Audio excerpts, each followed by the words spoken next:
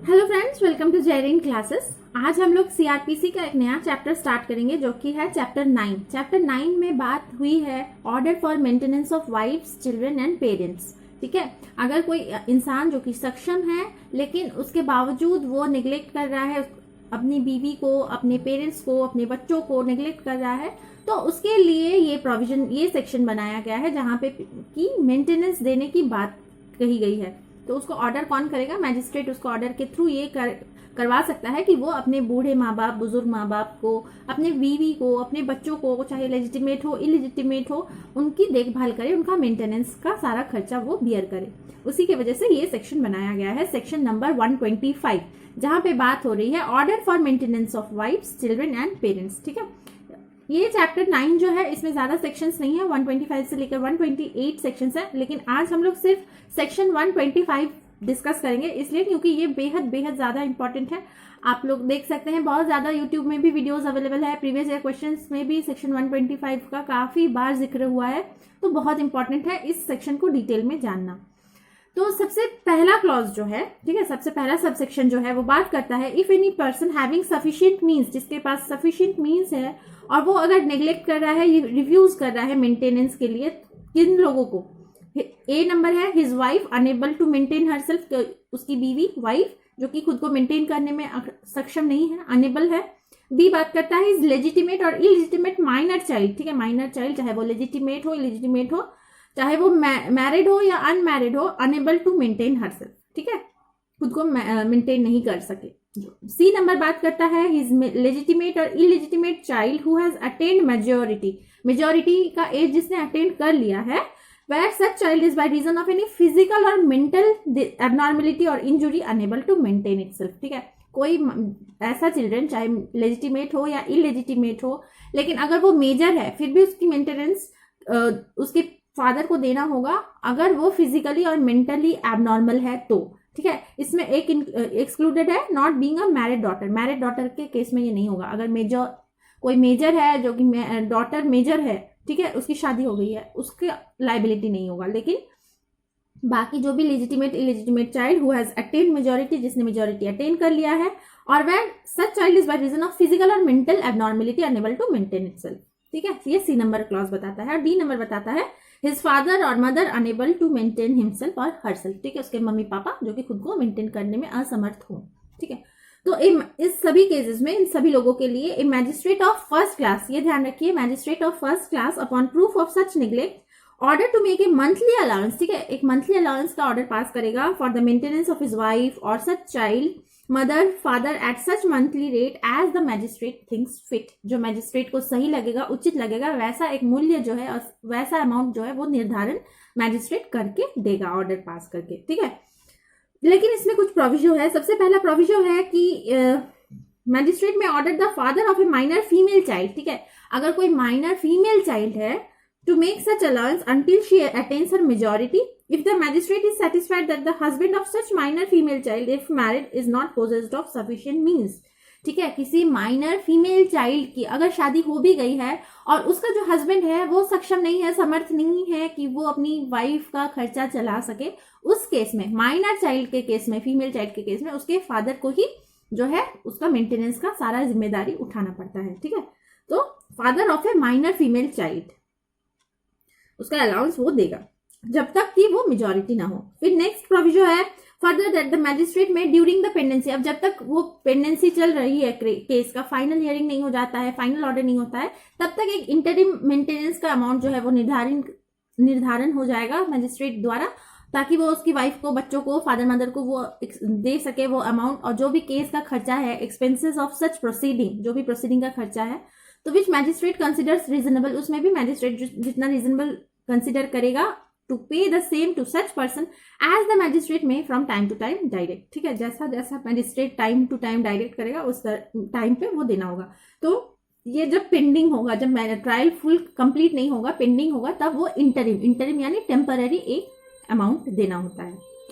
Provided also, एक third provision और है, that an application for the monthly allowance for the interim maintenance and expenses of proceeding under the second provision, अभी जो मैंने second provision बताया उसमें, उसको जो है shall be disposed of within 60 days from the date of service of notice of the application to the person. ठीक है, कितने दिन के अंदर डिस्पोज कर देना होगा? विद इन 60 डेज, यानी 2 मंथ्स के अंदर डिस्पोज कर देना होगा वैसे एप्लीकेशन को। ठीक है, इंटरिम मेंटेनेंस वाले को। ये हो गया हमारा सबसेक्शन 1। तो सबसेक्शन 1 में ABCD सारे लोगों के बारे में जिक्र है किनको मेंटेनेंस होगा।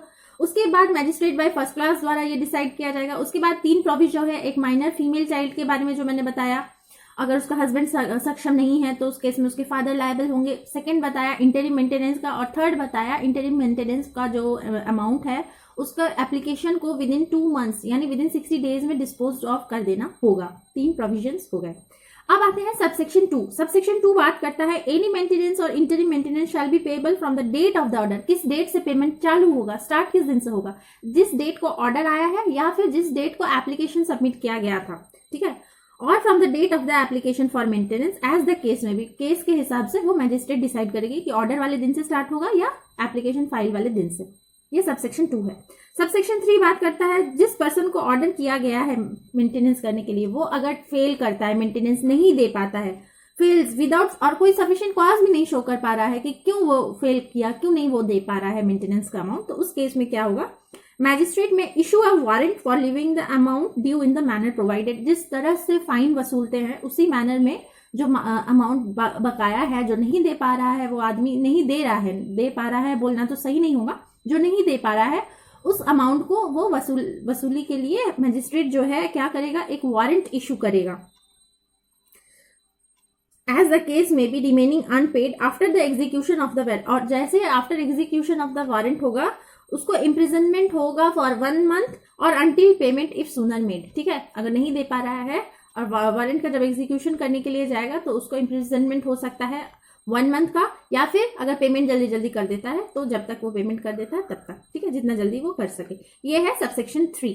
ठीक है, अगर कोई इंसान फेल कर रहा है कंप्लाई करने में अमाउंट ऑफ मेंटेनेंस को, तो फिर क्या होगा? तो फिर मैजिस्ट्रेट जिस तरह से वारंट इशू करेगा उसके अकॉर्डिंग उससे पैसा वसूला जाएगा, और फिर भी नहीं होता है तो कितना होगा? 1 मंथ का इम्प्रिजनमेंट और payment until made it sooner.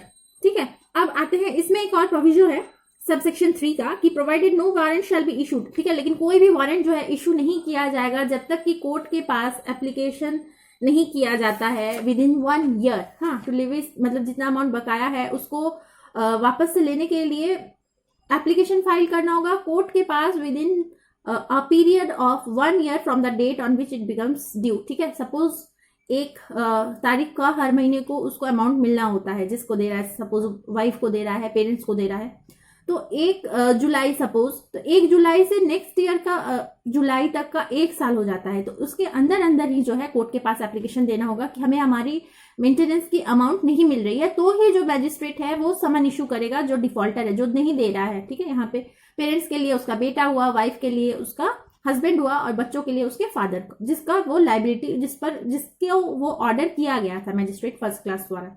ठीक है, ये एक प्रोविजन है। दूसरा प्रोविजन है if condition of living with him is given. ठीक है, सपोज वाइफ के केस में अगर वाइफ को कंडीशन ऑफ लिविंग उसके साथ रहने का दिया जा रहा है और फिर भी अगर वो वाइफ रिफ्यूज कर रही है, उस केस में सपोज जो हस्बैंड साइड के लोग हैं वो कह रहे हैं कि हमने सफिशिएंट उसको रीजन दिया था, अच्छे सारे कंडीशन ऑफ लिविंग दिए थे, फिर भी जो वाइफ है वो रिफ्यूज कर रही है रहने के लिए, तो उस केस में क्या होगा? मैजिस्ट्रेट कंसिडर करेगी जो ग्राउंड्स वाइफ देगी कि हाँ सपोज इस रीजन से वाइफ ने कहा कि हाँ ऐसे व्यवहार करता था, या कोई भी रीजन अगर वो जस्टिफाई कर पाती है तो magistrate make an order notwithstanding such offer if he is satisfied that there is just ground for so doing. अगर मैजिस्ट्रेट को लग रहा है कि जो वाइफ है वो जस्ट ग्राउंड सर्व कर रही है, जस्टिफाइबल ग्राउंड्स दिखा रही है उसके साथ न रहने का, तो मैजिस्ट्रेट जो है उस ऑफर के जो ऑफर कंडीशन फॉर लिविंग दिया गया था उसको मद्देनजर रखते हुए सारी चीजों का वो ऑर्डर पास करेंगे magistrate in favour of the wife, अगर वाइफ दिखा रही है सफिशिएंट जस्टिसेबल ग्राउंड्स तो ही। इसका एक्सप्लेनेशन में ये है कि सपोज हस्बैंड ने कॉन्ट्रैक्ट कर लिया है मैरिज किसी और के साथ, उस केस में चाहे वो कितना भी कंडीशन ऑफ लिविंग दे, कोई वाइफ रहेगी अपने हस्बैंड के साथ? नहीं रहेगी ना। या फिर अगर कोई वो मिस्ट्रेस किसी तरह का रख रहा है उसका हस्बैंड, तो भी ये सब प्रॉपर लिविंग कंडीशन नहीं होता है। तो ये कुछ एग्जांपल्स है जो कि जस्ट ग्राउंड है wife's refusal to live with her husband. ठीक है, 4th नंबर सबसेक्शन बताता है no wife shall be entitled to receive an allowance if she is living in adultery. अगर वाइफ अडल्ट्री में रह रही है विदाउट एनी सफिशिएंट रीजन, अगर वो रिफ्यूज कर रही है हस्बैंड के साथ रहने के लिए, उस केस में मैजिस्ट्रेट जो है मेंटेनेंस कैंसिल भी कर सकता है। या फिर बोथ अगर म्यूचुअल कंसेंट से ही अलग रह रहे हैं तो उसको वो वाइफ जो है वो इंटाइटल्ड नहीं होगी मेंटेनेंस के लिए। और यही सब सेक्शन 5 जो है ये कह रहा है ऑन प्रूफ, ये सभी चीजें जब प्रूफ हो जाएंगे, एडल्ट्री हो गया, म्यूचुअल कंसेंट से सेपरेटली रह रहे हैं, अगर सफिशिएंट ग्राउंड्स है तो फिर वो जो है मैजिस्ट्रेट क्या करेगा, अंडर सेक्शन 4 को देखते हुए magistrate shell cancel the order, magistrate जो है मेंटेनेंस का ऑर्डर कैंसिल भी कर सकता है, ये सबसेक्शन 5 बताता है। तो सेक्शन 125 में 5 सबसेक्शंस हैं, सारे सबसेक्शंस हमने इस वीडियो में डिस्कस किए हैं, तो वीडियो को जरा भी स्किप मत कीजिएगा। आई होप आप लोगों को समझ में आ गया होगा। इसके बाद आप लोग बुक पढ़ सकते हैं। किसी तरह का प्रॉब्लम अराइज होता है मुझसे कमेंट सेक्शन में पूछिए। आज का वीडियो अगर थोड़ा सा भी पसंद आता है जरूर से लाइक करें। आज के लिए इतना ही। Thank you so much.